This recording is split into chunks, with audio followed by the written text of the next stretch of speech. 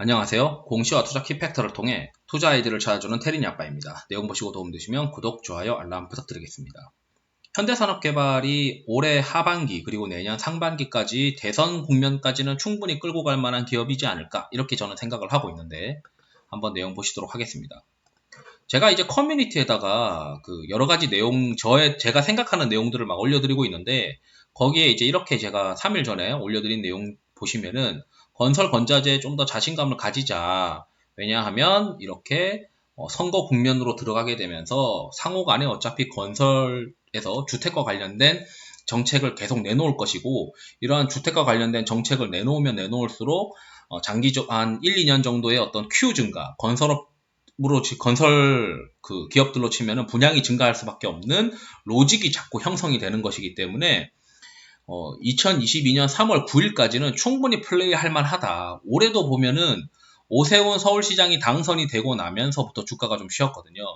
당선되기 전까지는 충분히 모멘텀 플레이, 센티멘트를 활용한 모멘텀 플레이가 가능하다라고 저는 생각을 하고 있습니다. 심지어 데이터 상에서도 제가 이제 사진상으로 올려드린 걸 보시게 되면은 건축 허가가 이렇게 증가하고 있어요. 허가가 증가한다는 것은 장기적으로 착공이 증가할 수밖에 없고 착공은 건설업의 어떤 매출과 동반되는 것이기 때문에 이 착공도 지금 또 반등을 했죠. MOM으로 이제 조금 가라앉으니까 시멘트 관련된 건자재 기업들이 이제 주가가 좀 쉬었는데 다시 이제 5월 달에 MOM으로 전월 대비해서 좀 반등을 했습니다. 이러한 반등 흐름이 좀 지속되기 시작한다면 그리고 인허가가 계속 올라간다는 것은 장기 매출이 증가할 수밖에 없는 형태다라고 우리가 생각을 할 수밖에 없고 그 중에 현대산업개발을 보는 이유는 다른 메이저 건설사와는 달리 민간 택지 개발 사업을 활발하게 영위하고 있기 때문에 주택 경기에 따른 실적 변동성이 가장 베타가 크다라고 지금 생각을 하고 있기 때문이죠. 그렇기 때문에 현대산업개발이 국내 경제 정책과 가장 이제 민감하게 움직일 수 있는 기업이지 않을까 저는 이렇게 생각을 합니다. 또한 이제 뭐 최근에 붕괴 참사가 있었는데 이러한 붕괴 참사가 정책 이슈에 대한 모멘텀의 흐름을 거스르진 않을 것 같다. 이 안타깝긴 하지만 이것 때문에 투자를 못할 이유는 없는 것 같습니다. 그리고 이제 최근에 나온 삼성증권 보고서 같은 거 보시게 되면은 이 회사가 이제 디스카운트 받는 이유가 있어요. 그 견고한 올해 이제 분양 물량이 이어지는데 다른 건설사 대비해서 좀 저조하다는 점. 그리고 작년에 이익이 많이 나가지고 올해 이제 그 기고 효과가 있다 보니까 올해 전년 대비 감익이라는 점 이런 것들을 고려를 했을 때 그렇다면 올해 하반기에 턴어라운드 할 수 있는 12개월 포워딩으로 우리가 이제 주가 그 실적 흐름을 보게 되면 포워딩으로 이제 턴어라운드 하는 시점이 언젠가라는 것을 이제 찾아야 되는데 그 시점을 이제 올해 실적 감익은 아쉽지만 10월부터 시작될 역세권 리츠 개발 사업이 있습니다. 지금 7월이잖아요. 지금 정책 모멘텀으로 주가 가고 그리고 10월 달에 역세권 리츠 개발 관련된 사업들 본격적으로 시작되고 대선 점점점 뜨겁게 달아오르면서 내년 3월까지 이제 플레이하면은 올해는 이제 증익 구간으로 들어갑니다 하면서 현대산업개발 보고서 막 나올 거 아니에요. 그러면 이제 3월 달쯤에 이제 선거 끝나면은 그때는 이제 실적 위주로만 계속 쳐다봐야 되니까 한번 팔만한 어떤 타이밍이 되는 거죠. 그러면은 이제 10월 달에 어떤 내용들의 착공 모멘텀이 있는가라는 걸 보게 되면 여기 잘 나와 있습니다. 의정부 주상복합이 8월에 착공이 있고 그리고 용산에서도 10월에 착공이 있고 공릉도 10월에 착공이 있어요. 그래서 지금 7월 달부터 주가가 들썩일만 한 이슈가 아니냐. 그리고 광운대 역세권 개발은 2022년 하반기로 지금 보고 있어요. 대부분 한 10월 이후로 보고 있는 상황이고 나머지는 좀 어느 정도 미정인데다가 10월쯤 되면은 이제 역세권 복합 개발 자체 사업들이 10월부터 본격화될 것이다. 그래서 부동산 운영형 사업이 본격화된다는 점에서 디벨로퍼 멀티플이 반영되지 않겠느냐. 그러니까 멀티플이 리레이팅 될 것이다 라고 보는 거죠.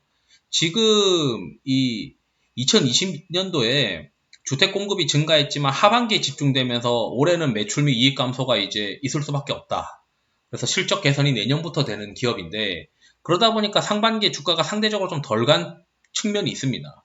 그렇다면 시장에서는 12개월 포워딩으로 생각을 하게 되면은 8월, 10월, 특히 10월부터 주가가 움직일 수 있는데 그 전에 시장에서 들썩일 것만한 모멘텀은 결국 이제 대선과 관련된 이벤트가 시작된다는 것이겠죠.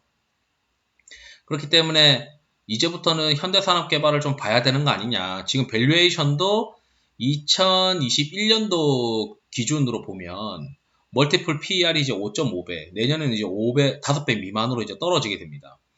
그렇기 때문에 그 지금 작년 대비 올해 실적이 가미카된 것 때문에 실적이 좀 저조하면서 밸류에이션이 디스카운트 된 기업이 2개 기업이 있는데 DLENC와 현대산업개발 2개가 있어요.